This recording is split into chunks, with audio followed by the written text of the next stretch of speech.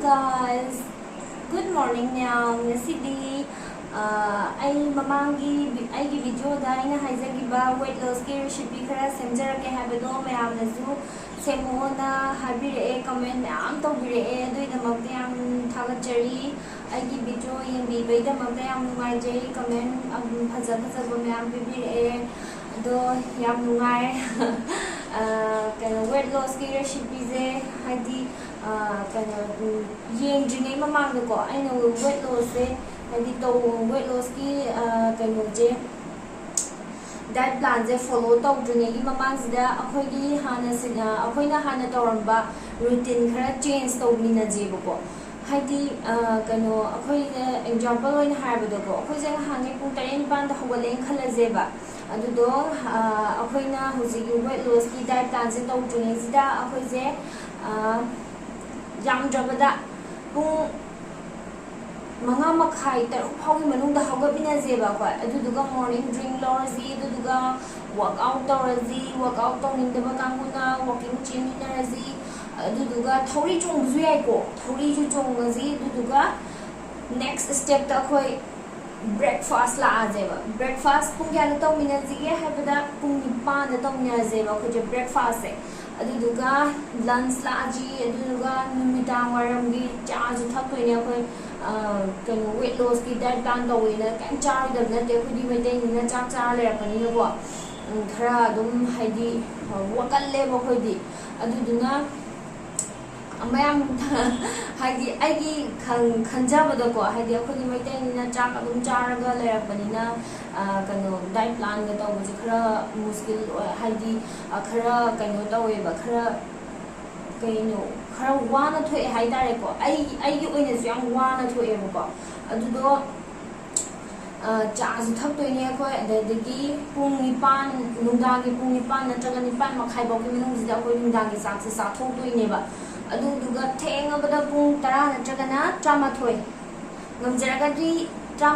trama thoi ta jinge 10 makhai sai da tubi rasu yai ko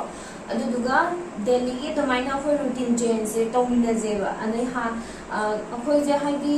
thengna tumba ganna hagot ba dagi ganna tumaga thengna ga ba dum tawgali dana ko haidi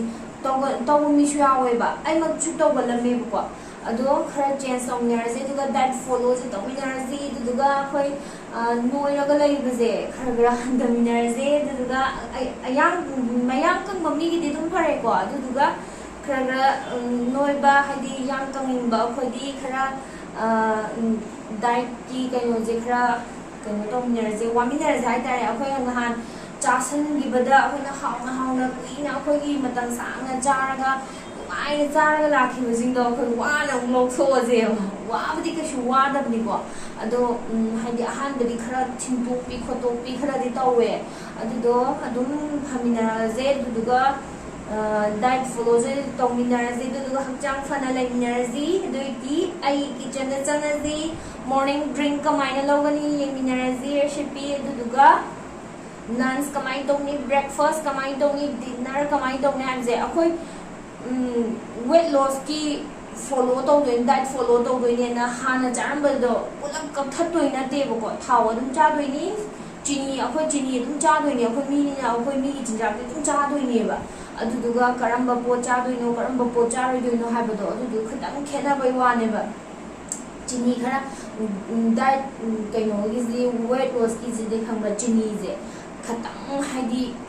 chini white sugar je khatang kakhat pira je ba matang khara ko chini din chado ne ba ko chini angang ba sa ba yai haidi matum apun mede gi ledina adugumba do cha ba yai adadagi sugar free sugar do adugumba chaba yai ka sugar de adagi honey sijana ba yai chini gi mahutta adumai tawminaraga khoi tawminarasi aduduga diet plan se tawminarasi hakchang phana laiminarasi aduduga agi kitchen da changazi morning drink kamai logani yeminarasi video je khara sange haidi nongmada aina chaba maong ji do loina mak ayuki morning drink breakfast adagi lunch adagi dinner pulap number ne kha sange do first second toraga ani thongna thagachara ge ko adu dadi akhoi changase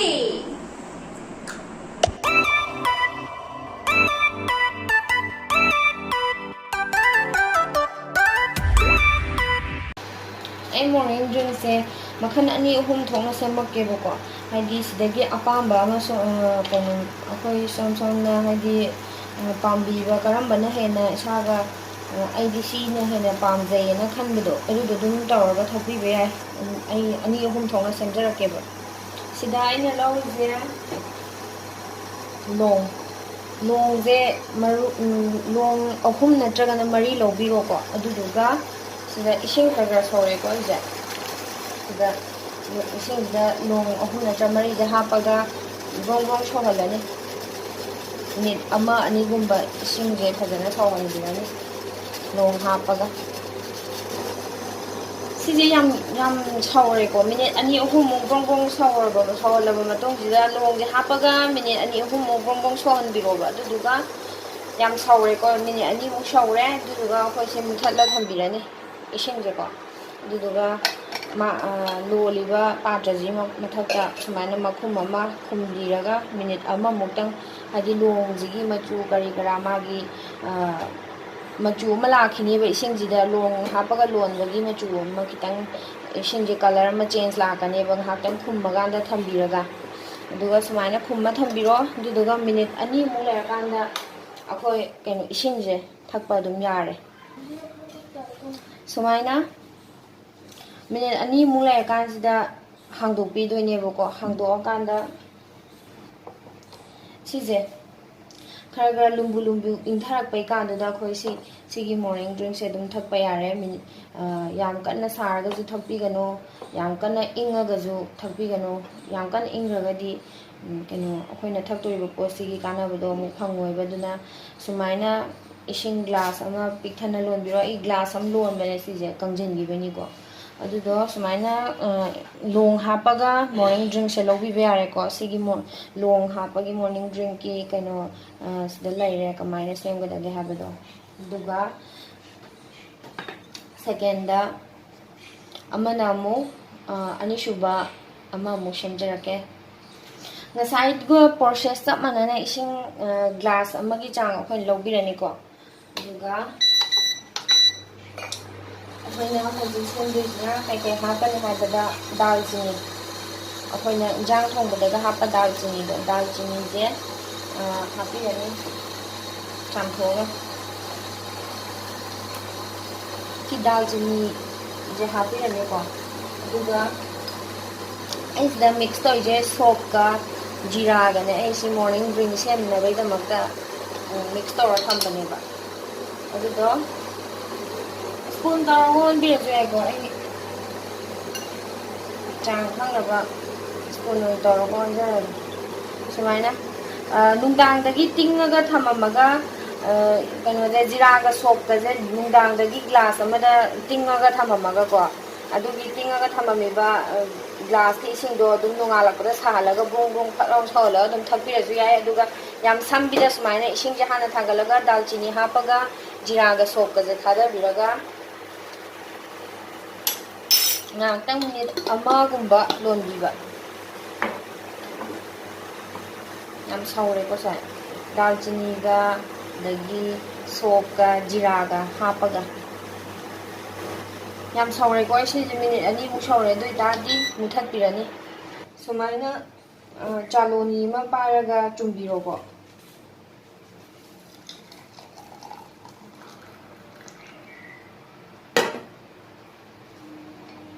sumaina sigi ju fat loss oinabagi damakta morning drink oina akoina pambi ba sigi kaino je recipe je pambi ba mina adum simaina semaga adum thakpi bayani aduduga third suba haidi ahum suba kaino recipe jina amu kamai tawgadage haibdo ay amu semaga ucharage gedudi ngasai gi duga chap manana process ising glass amagi chang lobirani ko aduduga sawalani nimbu ma haidi champra ama lobirani ko aduduga slice kapirani summasu yai tangkhai khai datlaga sumbirasu yai ko aduduga masin maru kai ka yawidana adu sakudi sumaina makugi kainojiju magi makugi mahauju phangnaba ngi masa manungi champraji kainojiju phangnaba sumaina mai maruje silo khopiraga ꯁꯨꯃꯥꯏꯅ ꯆꯝꯄ꯭ꯔꯥ ꯃꯄꯨꯝ ꯑꯃꯁꯦ ꯁꯨꯃꯥꯏꯅ ꯂꯣꯟꯕꯤꯔꯅꯤ ꯁꯨꯃꯥꯏꯅ ꯁꯧꯍꯟꯕꯤꯔꯅꯤ ꯆꯝꯄ꯭ꯔꯥ ꯃꯔꯨ ꯈꯛꯇꯪ ꯂꯧꯊꯣꯛꯑꯒ ꯃꯀꯨ ꯌꯥꯎꯅꯀꯣ ꯏꯁꯂꯥꯏꯁ ꯀꯛꯄꯤꯔꯒ ꯁꯨꯃꯥꯏꯅ ꯕ꯭ꯔꯣꯡ ꯕ꯭ꯔꯣꯡ ꯕ꯭ꯔꯣꯡ ꯕ꯭ꯔꯣꯡ ꯁꯧꯍꯟꯕꯤꯔꯣꯕ ꯏꯁꯤꯡꯁꯤꯒ ꯄꯨꯟꯅ इसिंग असौबदा चंप्रा खाइदटलगा सुंजनबदु अदुम याय अदु अगरजु सुमाइना तौबदिना हेना काना फंगेबा खोइदा ऐसे याम सौरे दु दादी सिंग मुथापिरने खोही सिजनबिउ को चंप्रा महिसिदा खोही हापियो खोही चमच अमा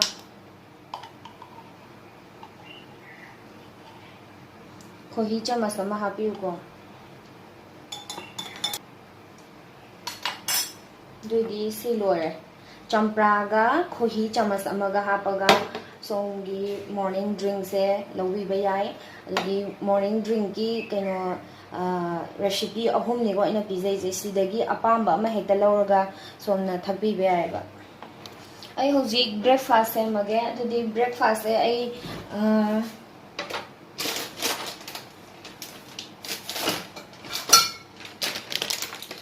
ब्रेकफास्ट रोल ओट्स है सी रोल ओट्स की रेसिपी ने सेम दुजे रोल ओट्स की ब्रेकफास्ट ने सेम दुजे दोगी इसा इसाना पामबीबा मओंगदा दुम चाबीबा याय करमबना पामिनो हाइबदो अदु ब्रेकफास्ट से फ्रूट्स ओइना चाबीरजु याय को हाइदी इसागी युमदा लैबा यामना लाइना फंगबा मतमगी अदुम अफंग अफंगबा हाई ओइना चाबीरजु याय को अदो आई हौजे सेमदुजे ब्रेकफास्ट की दमकता ओट्स ने ना सेमदुजे अदुना ऑन तौरनी गैस इसिंग ग्लास की तंखाय फाबा तबरमा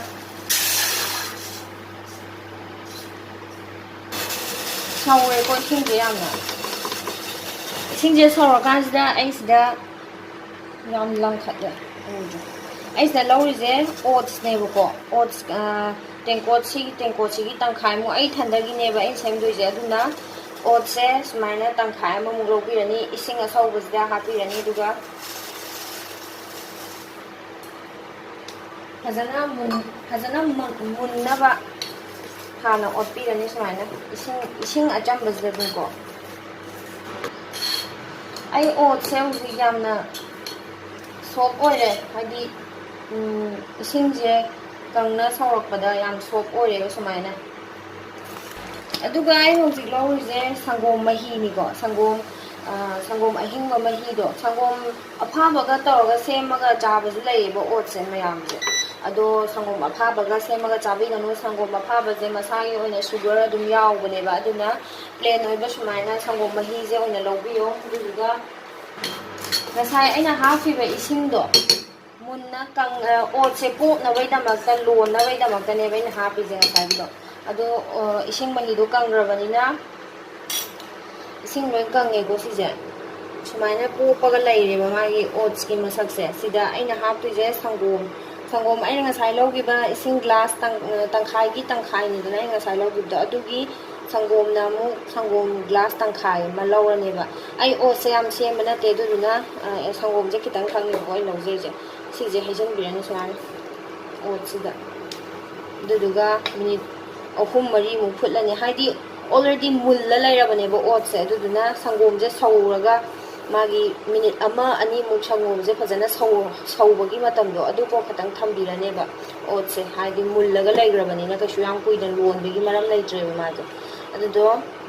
संगोम जे सौबा गाइबो ओइना सौहल्लजी ओट्स गा पुलप ऐसी ओट्स से यारे एको हाइदी संगोम जो सौरे अदु मथदा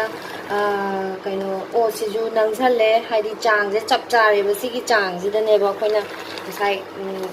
थंबगी गाइरिसे सुमाइना याम लांगबदुजु हाउतेदनको सुमाइना सिगी चांग जे चप चारे दुना सिमुथत पिरनी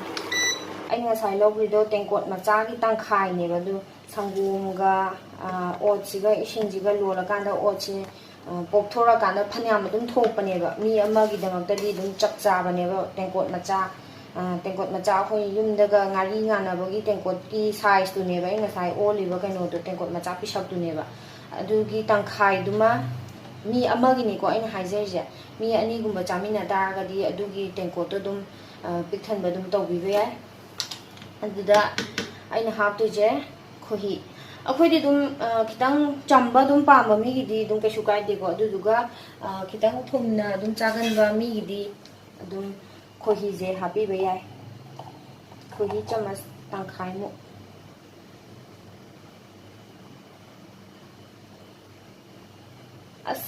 ꯁꯤꯒꯤ ꯕ꯭ꯔꯦꯛꯐꯥꯁꯠꯁꯦ ꯆꯥꯕꯗꯅꯦꯀꯣ ꯑꯩ ꯏꯁꯥꯁꯦ ꯍꯥꯏꯗꯤ ꯋꯦꯠ ꯂꯣꯁꯀꯤ ꯗꯥꯏꯠ ꯐꯣꯂꯣ ꯇꯧꯔꯤꯅꯦ ꯍꯥꯏꯕꯁꯦ ꯀꯥꯎꯕꯅꯦ ꯌꯥꯝ ꯍꯥꯎꯕꯅꯦꯕ ꯍꯥꯏꯗꯤ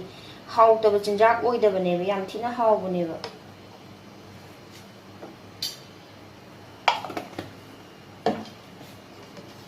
ꯁꯨꯃꯥꯏꯅ ꯑꯣꯠꯄꯤꯔꯅꯤ ꯑꯗꯨꯒ ꯕꯅꯥꯅꯥ ꯁ꯭ꯂꯥꯏꯁ ꯂꯐꯣꯏ ꯑꯃ ꯂꯧꯕꯤꯕ ꯌꯥꯏꯀꯣ ꯕꯅꯥꯅꯥ ꯁ꯭ꯂꯥꯏꯁꯁꯦ ꯁꯨꯃꯥꯏꯅ ꯑꯣꯠꯁꯀꯤ ꯔꯦꯁꯤꯄꯤꯁꯦ ꯁꯨꯃꯥꯏꯅ ꯂꯩꯔꯦꯀꯣ ꯌꯥꯝ ꯊꯤꯅ ꯐꯖꯕꯅꯦ ꯃꯁꯛꯁꯨ ꯑꯗꯨꯒꯤ ꯃꯊꯛꯇ ꯍꯥꯎꯁꯨ ꯌꯥꯝꯅ ꯍꯥꯎꯋꯦ ꯊꯥꯖꯗꯕ ꯅꯠꯇꯦ ꯃꯁꯛꯁꯦ ꯎꯕꯗ ꯑꯗꯨꯝ ꯈꯪꯅꯤꯀꯣ ꯍꯥꯎꯕꯅꯦ ꯌꯥꯝꯅ ꯑꯣꯠꯁꯀꯤ ꯕ꯭ꯔꯦꯛꯐꯥꯁꯁꯦ ꯁꯨꯃꯥꯏꯅ ꯂꯩꯔꯦꯀꯣ ꯑꯩꯒꯤ ꯑꯣꯠꯁ ꯁꯦꯝꯕ ꯂꯣꯏꯔꯦ ꯃꯊꯛꯇ ꯕꯅꯥꯅꯥ ꯁ꯭ꯂꯥꯏꯁ ꯈꯔ ꯍꯥꯞꯄꯤꯔꯅꯤ ꯂꯐꯣꯏ ꯑꯃꯅꯤꯀꯣ ꯑꯩꯈꯣꯏꯅ ꯆꯥꯗꯣꯏꯁꯦ ꯑꯅꯤ ꯆꯥꯕ ꯌꯥꯗꯦ ꯂꯐꯣꯏ ꯑꯃꯈꯛꯇꯪꯅꯤꯀꯣ ꯑꯩꯈꯣꯏꯅ ꯆꯥꯗꯣꯏꯁꯦ ꯂꯐꯣꯏ ꯑꯃꯁꯦ ꯁꯨꯃꯥꯏꯅ ꯁ꯭ꯂꯥꯏꯁꯁꯦ ꯁꯦꯝꯃꯒ ꯍꯥꯞꯄꯤꯔꯁꯨ ꯌꯥꯔꯦ ꯐꯖꯅꯕꯩꯗꯃꯛꯇ ꯑꯗꯨꯒꯤ ꯃꯊꯛꯇ ꯄ꯭ꯂꯁ ꯁꯨꯃꯥꯏꯅ ꯑꯣꯠꯁꯀ ꯁꯨꯃꯥꯏꯅ ꯍꯥꯞꯄꯒ ꯆꯥꯕꯁꯦ ꯁꯤꯁꯦ ꯌꯥꯝ ꯍꯥꯎꯕꯅꯦ ꯑꯗꯨꯒ ꯍꯥꯏꯗꯤ ꯂꯐꯣꯏ ꯈꯛꯇꯪ ꯇꯣꯉꯥꯟꯅ ꯆꯥꯕꯗꯨꯒꯤ ꯃꯍꯨꯠꯇꯀꯣ ꯁꯨꯃꯥꯏꯅ ꯍꯥꯞꯆꯜꯂꯒ ꯑꯣꯠꯁ ꯑꯁꯦꯝꯕꯗ ꯁꯨꯃꯥꯏꯅ ꯍꯥꯞꯆꯜꯂꯒ ꯆꯥꯕꯁꯦ ꯁꯤꯁꯨ ꯌꯥꯝ ꯍꯥꯎꯕꯅꯦꯕ ꯑꯗꯨꯝ ꯇ꯭ꯔꯥꯏ ꯇꯧꯕꯤꯌꯣ ꯃꯌꯥꯝꯅ ꯄꯥꯝꯕ ꯃꯑꯣꯡꯗ ꯑꯗꯨꯝ ꯆꯥꯕꯤꯌꯣ ꯑꯗꯨꯗꯨꯒ ꯆꯤꯅꯤꯗꯤꯀꯣ ꯆꯤꯅꯤꯗꯤ ꯆꯥꯕꯤꯔꯒꯅꯨ ꯆꯤꯅꯤ ꯑꯉꯧꯕꯁꯦ ꯁꯨꯒꯔ ꯐ꯭ꯔꯤ ꯑꯣꯏꯕ ꯆꯤꯅꯤꯗꯤ ꯆꯥꯕ ꯀꯩꯁꯨ ꯀꯥꯏꯗꯦ ꯑꯗꯨꯗꯨꯒ ꯑꯩꯈꯣꯏꯒꯤ ꯆꯤꯅꯤꯁꯤꯗꯤ ꯆꯥꯕꯤꯔꯅꯨ ꯆꯤꯅꯤ ꯑꯉꯧꯕꯁꯤꯗꯤ ꯃꯌꯥꯝ ꯃꯇꯝ ꯈꯔ ꯊꯥꯗꯣꯛꯄꯤꯌꯣ ꯑꯗꯨꯗꯨꯒ ꯑꯩꯈꯣꯏꯁꯨ ꯃꯤꯅꯤꯅ ꯆꯤꯅꯤꯁꯦ ꯑꯗꯨꯝ ꯄꯥꯝ ꯇꯥꯕꯅꯦ ꯑꯗꯨꯗꯨꯅ ꯆꯤꯅꯤ ꯑꯉꯥꯡꯕ ꯃꯇꯨꯝꯗꯣ ꯑꯗꯨꯗꯣ ꯁꯤꯖꯤꯟꯅꯕꯤꯌꯣ ꯌꯨꯁ ꯇꯧꯕꯤꯌꯣ ꯆꯥ ꯂꯣꯟꯕꯗ ꯍꯥꯞꯄꯤꯕ ꯌꯥꯏ ꯑꯦꯅꯤ ꯑꯩꯈꯣꯏꯅ ꯆꯤꯅꯤꯒꯤ ꯗꯔꯀꯥꯔ ꯑꯣꯏꯕ